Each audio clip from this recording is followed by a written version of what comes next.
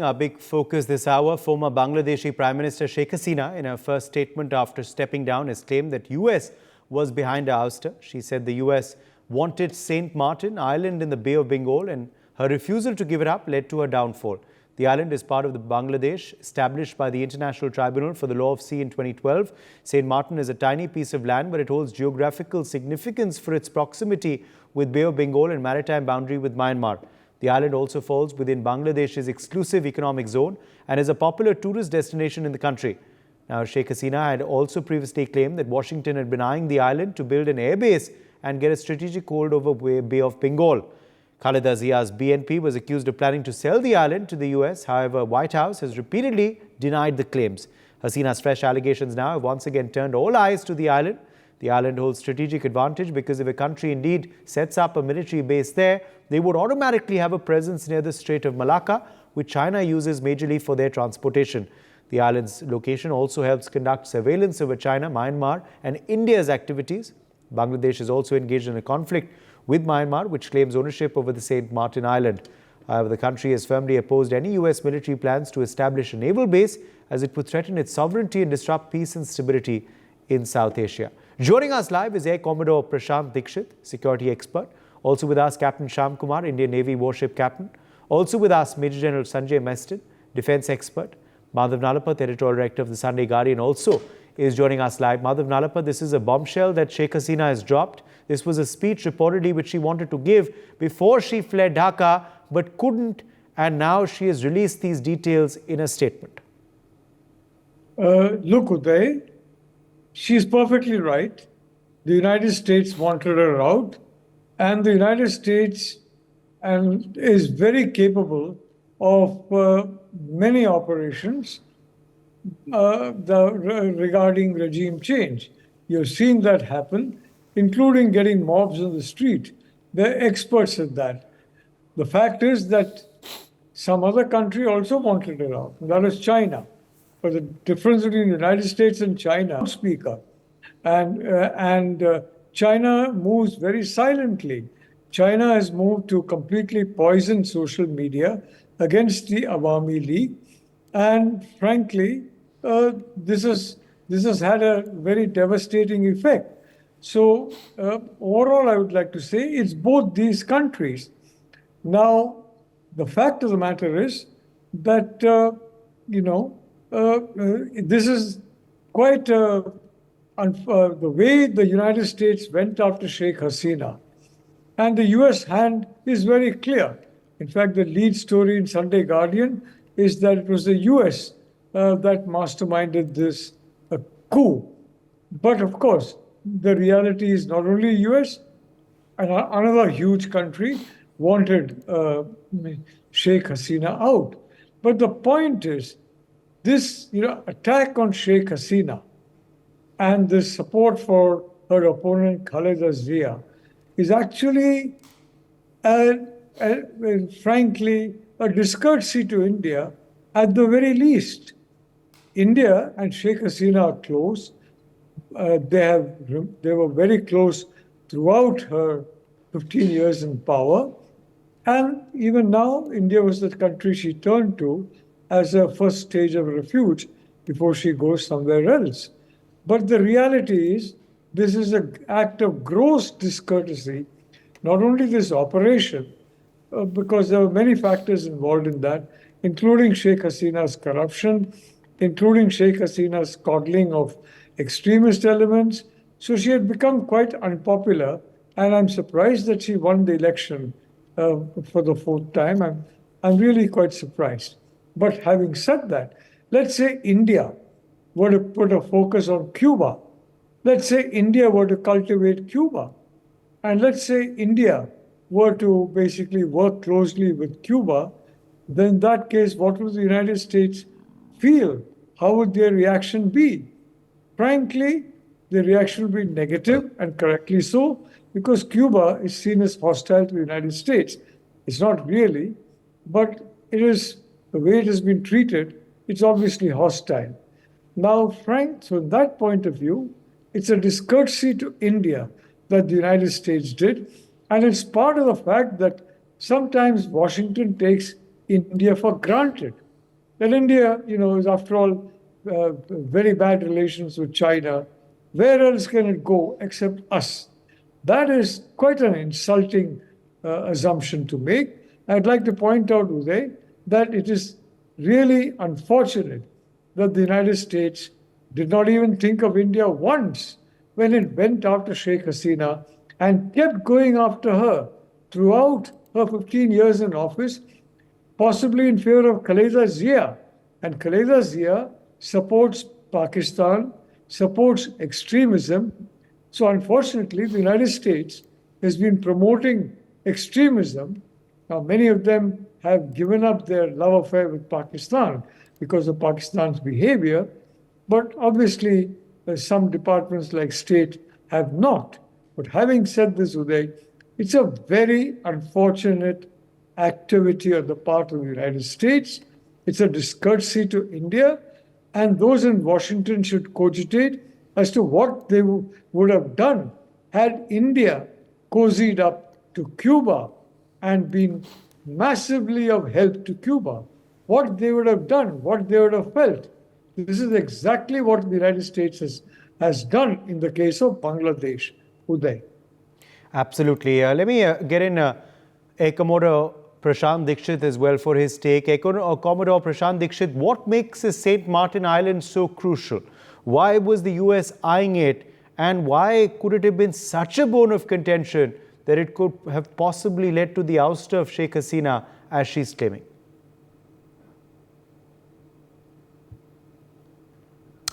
Commodore Dikshit, can you hear me? Okay, I think we're having some technical trouble with his connection. Let me take that across to Captain Sham Kumar, if he's there with us. Captain Kumar, tell us about this St. Martin's strategic importance. Thank you, Uday. In any maritime domain scenario, within the exclusive economic zone of a country, the islands are of very high importance because they increase the reach of a country. And in Indian Ocean, where the Myanmar, Bangladesh, and the northern islands of the Andaman Nicobar Islands, we have a very strategic requirement to maintain a vigil presence of any other force in that area can definitely affect the activities which is happening or keep an eye onto the activities which is happening. We all know that Indian research institutes, DRDO institutes, missile firing, satellite launching stations, Air Force bases, naval bases, all are in the eastern coast. Port Blair and Andaman Nicobar, both northern and southern, up to the Nicobar Islands is very sensitive. Malacca State, 9-degree, 8-degree channel, and the entire 40% of the traffic of the world flows through this. And therefore, any presence of anyone in these islands, whether adversaries like Americans, Chinese, or anyone, can definitely affect the sea control or even sea denial capacity. And therefore, the island, which is just a tiny island of 3 square kilometers, the southern part of the Bangladesh, is important because, there is a presence of Chinese people, vigilance and surveillance equipment, Coco Island. Then Myanmar is so close. Bangladesh is just next to our Chittagong Harbour is next to Haldia and Calcutta port, which are of strategic importance to us. Therefore, obviously, these islands, if it goes into any hand, and it can be misused as a military base, and from there, many other activities can start.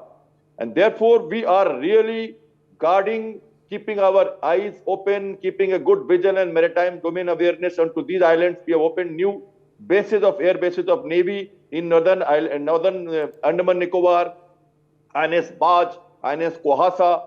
Air Force has increased even fighter aircraft presence in the Bay of Bengal, in the Andaman Islands. It's all because of the requirements of holding the island's integrity, sovereignty within our hold, in the country's hold. So Bangladesh obviously was worried about St. Martin's present island and its sovereignty being taken by somebody else. And that is how Sheikh Hasina ji is saying that an outside agency wanted to take hold of the island and maybe develop a base from where the island and maritime domain of this area can be controlled.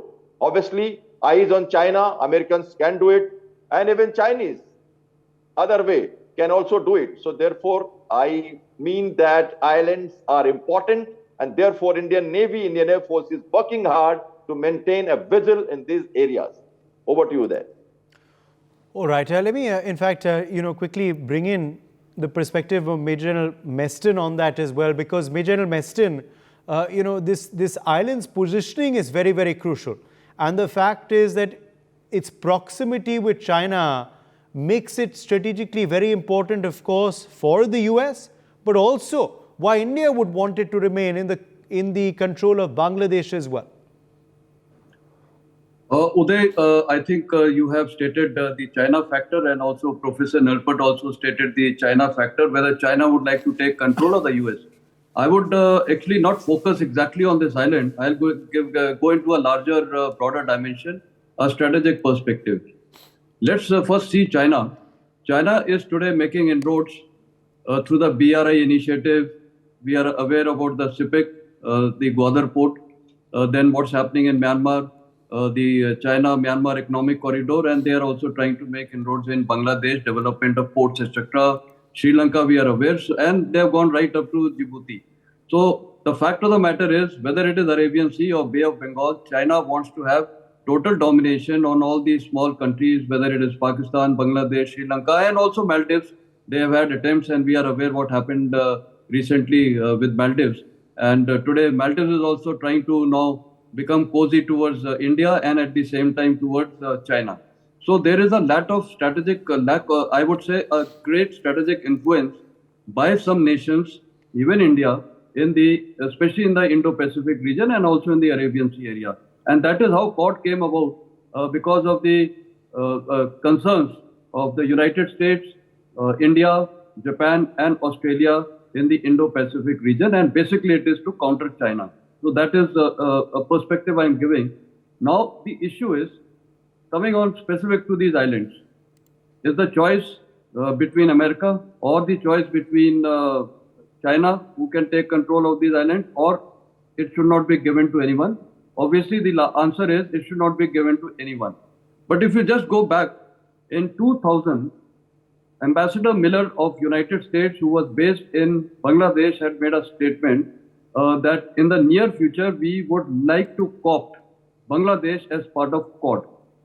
In 2022, the Japanese ambassador to Bangladesh had also mentioned the same aspect, that we would like Bangladesh to join Quad. Now, if Bangladesh is given an option by the Quad countries, including India, would it like to join Quad? I think the answer is no, because they have to please China, they have to please India, and they have to please America, and they have to, of course, keep their national interest. But coming on to the larger perspective of the Indo-Pacific island, I think Bangladesh is very, very important to us if it joins Quad. India has joined, and even today, coming on to I would say naval facilities in terms of repair, logistics, maintenance, etc. We are quite amenable to the repair of the naval ships, US naval ships in Indian ports, and it has already happened. So, firstly, this island, yes, it should not be given to anyone. Bangladesh should retain its autonomy, but I feel it is high time that perhaps India and the Quad nations, the two nations have already proposed, and I am quite sure some backdoor diplomacy would have been going on regarding Bangladesh to be joining Quad in the near future. Let us also remember, China is today stuck up in Strait of Malacca. We are aware why. They are also talking about the Kra Isthmus that they want to develop, and they are going to give a lot of funding, etc. Whether it comes to Thailand, whether it comes through or not, that's $1 million question, because it's going to be a very costly proposal. And I'm sure with the US presence in the Indo-Pacific, whether it is in the Philippines and so many other countries, Japan and all. So there is a lot of contest in the Indo-Pacific region. And now coming on to Bangladesh. Bangladesh is also today, tied up. On one hand is India, on one hand is China, on one hand is US. It's not easy for that country to take a decision. Look at Maldives today, it is posing up with both India and China. So today, either of these countries to show a total leaning towards any of the countries, so what they will do, they will try to lean to each country depending upon its national interest. Why did Sheikh Hasina go to China recently, where she had to cut short her visit one day earlier? I think the intent was very clear for economic package Yes. because that's the most important aspect. And President Xi Jinping also hardly met her. She did not give, in Hindi, I would say, bhav. So that is how, and there was no media coverage. So she came back. So she actually is now, and not only she, let any leader come, whether it is Jamaat-e-Islami, whether it is BNP, or whether it is the present government, the interim government under Mohammad Yunus, it's not going to be easy. So Bangladesh today, and especially now, I will tell you why China is more interested. China is interested for two reasons. Firstly, it also wants to have a say in the Indian Ocean. You are aware about the Myanmar corridor which they are developing. Second is, they want to cozy up with Bangladesh very, very much because on the land borders, on the northern land borders with India, China is there. And the Siliguri corridor, I happen to command my brigade in Nathula itself. So I'm aware about the strategic location of Siliguri corridor. It is the most vulnerable part of India. And Chinese strategy in the long term would be that they would try to cut off this corridor and also have what in Bangladesh is not a regular army, but they would do exactly what is happening now. Jamaat-e-Islami and the other political parties, the ISI, this thing. So I see more of Pakistan ISI hand here.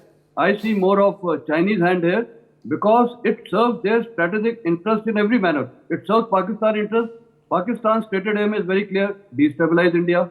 So therefore, if they have a lot of terrorism and Jamaat-e-Islami and Islamic fundamentalists being pumped in, it achieves their objective. India will be constrained to fight a 3.5 war front. So this is what they are trying to look. So rather than America, and let's put it very bluntly, tomorrow I think India will be more interested. I'm not talking about the island, for Bangladesh to join Quad, rather than Bangladesh to start allying towards, now we have to be careful, because now with the new government, whenever it happens, probably Jamaat-e-Islami and BNP mix may come. If they start closing up with China, then we are going to... Okay, Major Pesna, I'll come back to you. Let me get in Commodore Dikshit as well at this point, who's back with us now on the broadcast. Commodore Dikshit, are you able to hear me now? Okay, I think we've lost him again, unfortunately. All right, let me go back across to Professor Nalapat. Professor Nalapat, what happens next now? Now, the fact is, Sheikh Hasina is putting the blame on the US. She's hoping she will be able to return to Bangladesh soon. However, short term, that doesn't seem very likely. What happens then to the US's relations with Bangladesh? They've got what they wanted, clearly. Where do you see things headed now? Well, look, Uday, the fact is that everybody claims that Mohammad Yunus is very close to the US. Everybody claims that. And the fact is that now is an ideal chance for the US to now, and India and Japan, to basically, and Australia, to basically invite Bangladesh into the Quad during the interim government. Because interim government has got much more authority than the previous, just a military government. And Mohammad Yunus is a respected man. Now, he's known to be friendly to the United States. He's known to be friendly to other democracies. He has to understand, if he joins the Quad, it will be a sign of tremendous goodwill to the democracies, including India. So it's time for a friend in need.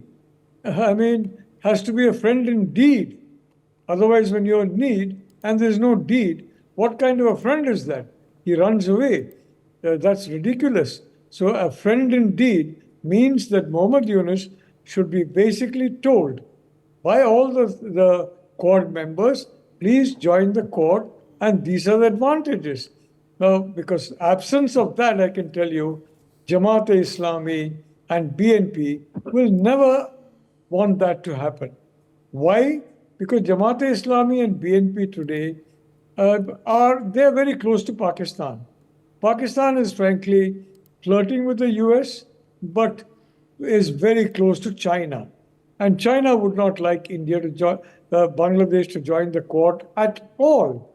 So from that point of view, China will ensure through its proxies in Bangladesh that the Quad not be joined, which is why it's important for Mohammad Yunus to make sure a moderate government comes to power.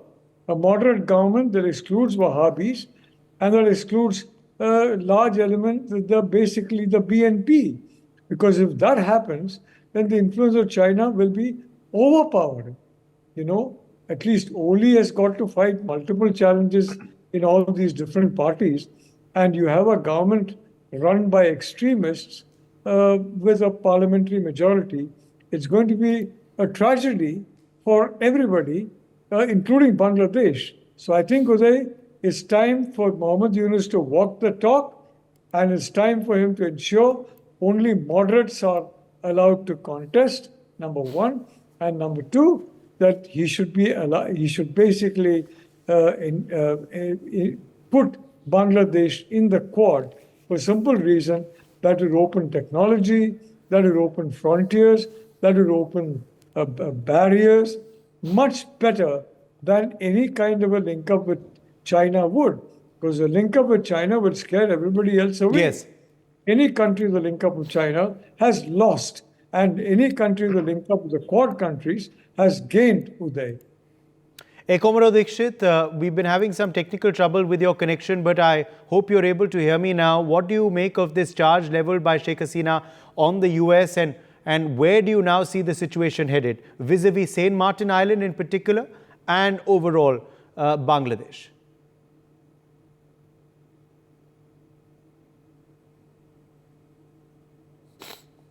Komaro Dixit? Okay, I don't think he's there with us.